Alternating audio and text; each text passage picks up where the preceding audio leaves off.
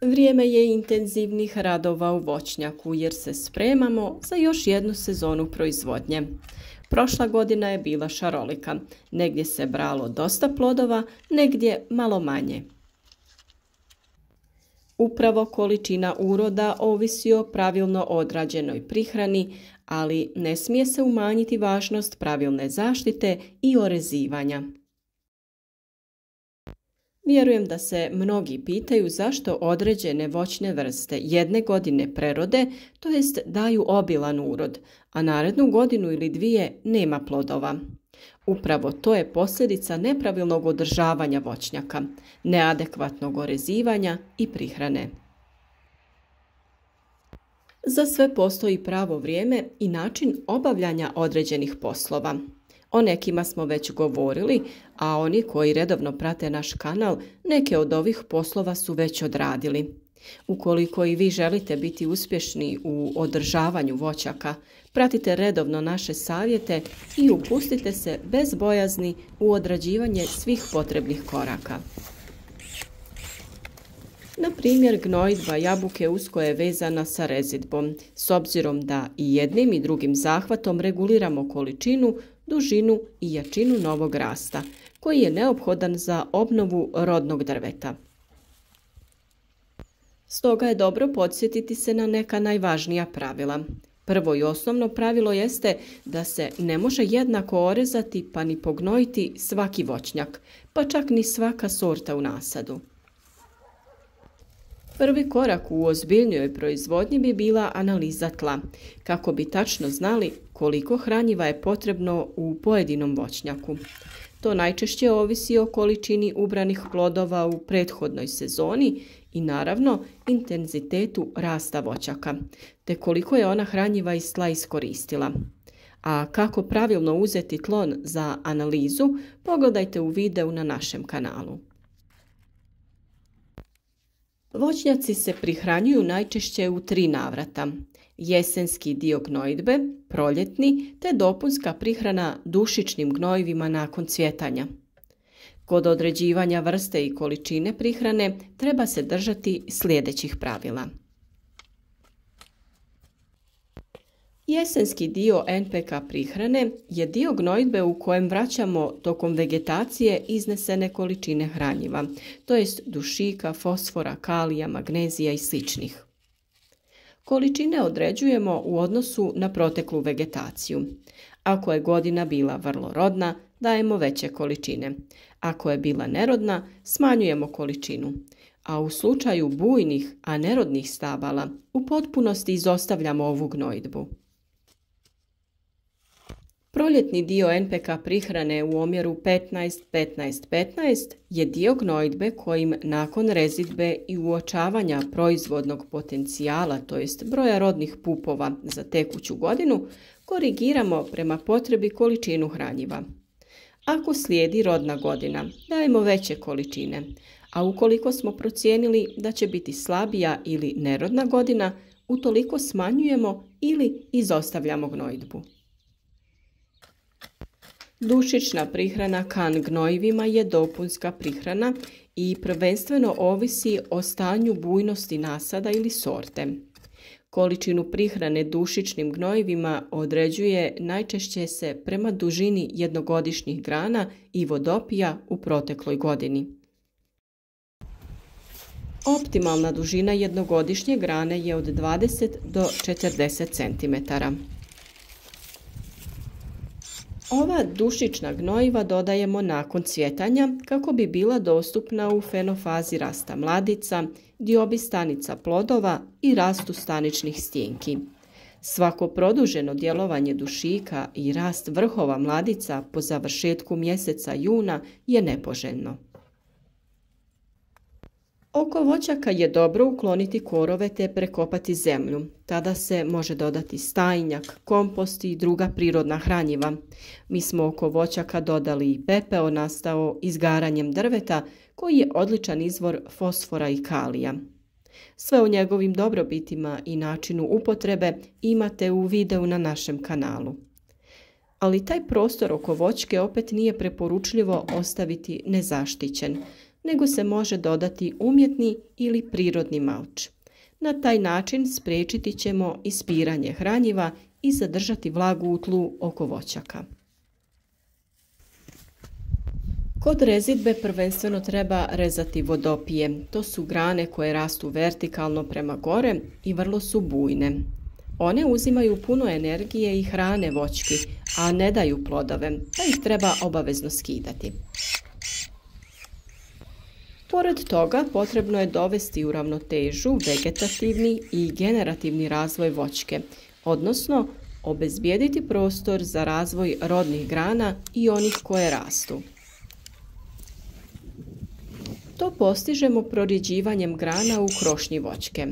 Ovo je jako bitno jer na taj način krošnja dobiva više sunčeve svjetlosti, a to pogoduje smanjenju bolesti. Ovo je rodni pup i možete ga primijetiti jer je malo deblji od ostalih pupoljaka. Drugi pupoljci su manji i šiljasti i iz njih će najčešće narasti nova vegetacija. Zbog toga se oni i zovu vegetativni.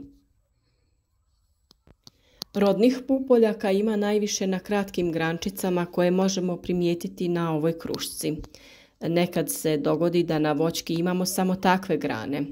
Upravo takvu situaciju imamo i kod ove voćke i očekujemo jako puno cvjetova u proljeće, a ako vremenski uslovi budu povoljni, biti će i plodova.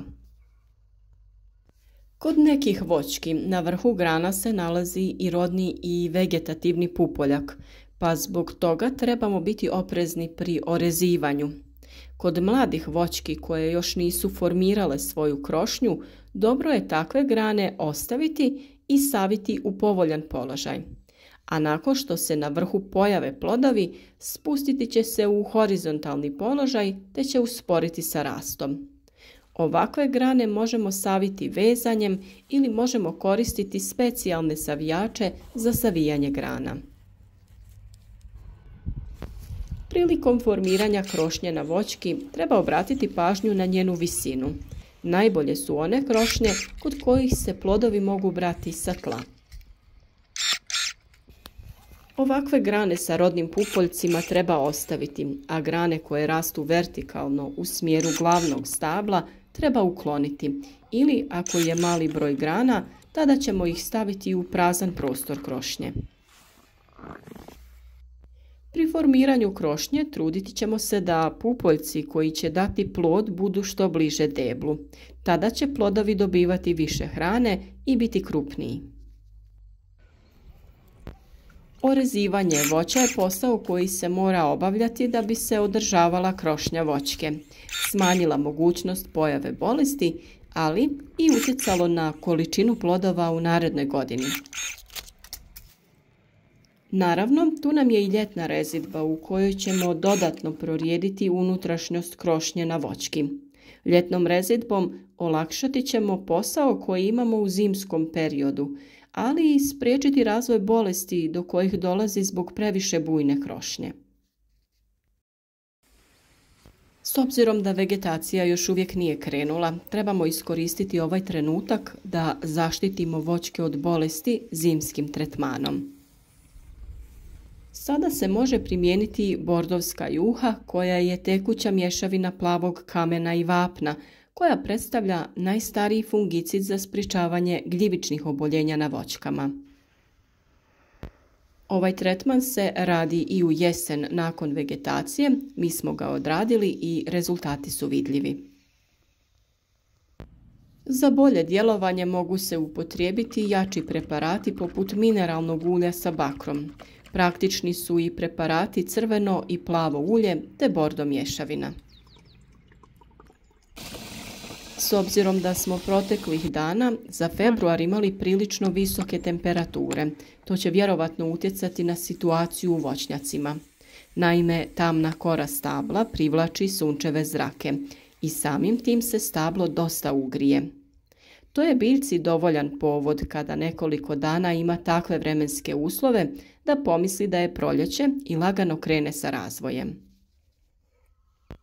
Nakon toga uslijedi drugi dio februara sa zahlađenjem i minusima, pa čak i snježnim padavinama. Tada biljka doživi stres, te dolazi do štete na stablu. Sokovi su krenuli kroz voćku i ona je polako izašla iz faze mirovanja, te joj te niske temperature mogu dosta naštetiti. Upravo zato smo vam još krajem jeseni savjetovali da odradite zaštitu voćaka krečenjem. Taj postupak će spriječiti zagrijavanje kore stabla, te ih ove iznadprosječne temperature neće zbuniti. Samim tim ćemo i njihovo kretanje vegetacije odložiti. U ovim situacijama dovoljno je da ga odložimo 7 do 10 dana dok se temperature opet ne spuste, a krečanje je od velike pomoći. Također, tom radnjom sprečavamo pucanje kore na stablu i razvoj drugih oboljenja. Ovo su sve važni koraci na koje možemo utjecati i trebamo ih na vrijeme odraditi. Na vremenske uslove, nažalost, ne možemo utjecati, ali kada za to dođe vrijeme, pričati ćemo i kako zaštititi voćke od mraza u ključnom trenutku. O svakoj ovoj temi imate detaljne video prikaze, na primjer kako se odrađuje rezidba, o prihrani i zaštiti, gdje imate detaljne upute i recepte za pripremu zaštitnih sredstava. U opisu ovog videa ćemo da stavimo link za svaki taj pojedinačni video kako bi se lakše snalazili. Nadamo se da ćete naš rad nagraditi sa lajkom, podržati nas na način da ćete video podijeliti sa prijateljima na društvenim mrežama, kako bi naši savjeti poslužili i drugim zaljubljenicima u prirodu.